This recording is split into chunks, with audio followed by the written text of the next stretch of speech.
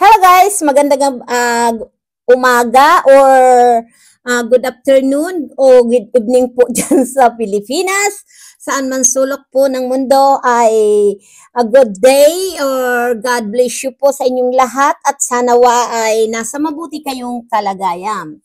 Ayan po mga kapatid at nandito na naman po ang Maludlo Santos para po magbigay ng good news po sa atin lahat mga kapatid at ito nga si Kuya Andy at saka si Bobby 143 ay nagkaayos na po at nag-usap na sila at humingi nga daw po ng sorry or si paring Bobby dahil kahit po ako ay talagang hindi ko rin po alam ko po yung roles na vlog mo, scout mo, vlog mo.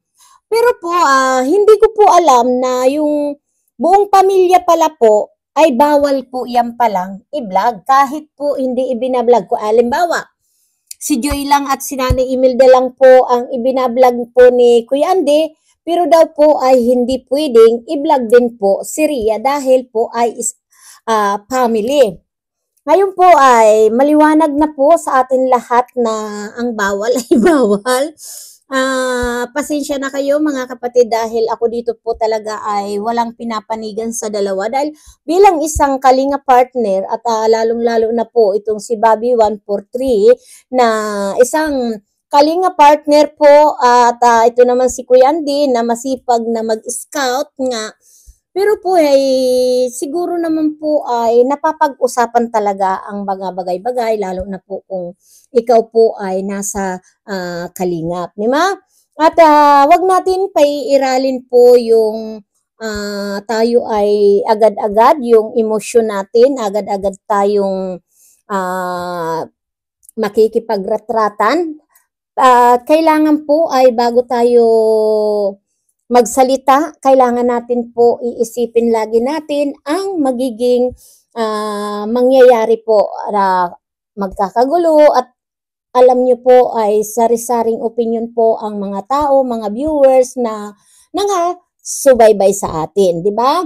Bilang isang kalingap, mga kapatid, ang natutunan ko po dito ay lagi tayong makipag-communication po, yung magtatanong. Gaya ko po, no?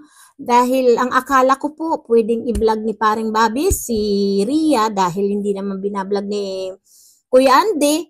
Yun ay pinaliwanag po yan sa akin ni Bupil Mix Vlog na Ate Malu, ganito, hindi pwedeng i-vlog dahil as family. Kaya dito po ay naintindihan ko po ang mga bagay-bagay na dati hindi ko po talaga alam na hindi pala pwede. Dahil ang akala ko, pag tutulungan at hindi naman siya yung talagang direct na binablog, ay pwede. Ngayon po ay narinig ko rin sa live ni Kuya Bal na pwede pala po daw na paabot ng tulong pero hindi po i-vlog. Ngayon, natutuwa naman ako kay Bobby na ito nga kay paring Bobby na handa siyang tumulong pero hindi niya na iba-vlog. Walang camera. Tama naman po yun na pwede naman tayong magpaabot ng tulong na hindi na naman natin kailangan i-videohan. Di ba no? At yung nananawagan po ako, yung gustong tumulong po dito kay Ria at sa anak ni Ria, pwede po natin ipaabot ng directly kay Kalingap Rob or kila Kuya Bal. Yun na lang dito para maiwasan po yung gulo na kahit po ay sponsor tayo ng isang vlogger at nagustuhan natin nga na itong tutulungan ay hindi po pwede pwede naman iabot o tulong na wala na po na camera. Pero naiintindihan po naman natin mga kapatid na kagaya po ni Bobby na gusto niya naman pong i-vlog dahil po sila po ay isang vlogger na nangangailangan din po. Unawain po natin, lawakan natin ang ang kagaya po ni Bobby 143, kailangan din niya pong magkaroon ng video or vlog para po din yun sa revenue na para po magkaroon naman siya siyempre ng kita para maitulong, di ba? Yun lang po dito ang purpose natin na walang YouTuber po na hindi nangangailangan ng views kahit nga po ako.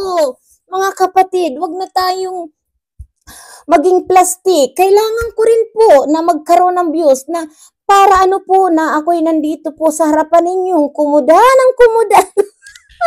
Pumutak ng pumutak kung wala naman po akong views. Diba, nakakalungkot din. Ang angad ko rin po na magkaroon din po tayong views at revenue. Para po yan sa mga tinutulungan natin. At malaking bagay po na tayo po ay may revenue dahil yun, nakakadagdag po yun kung ano po yung ipinararating natin o tinutulong po natin sa ating mga kababayan. Iyon po talaga ang purpose dito mga kapatid na wala pong charity vlogger or vlogger na hindi nangangailangan po ng views or revenue. Yun.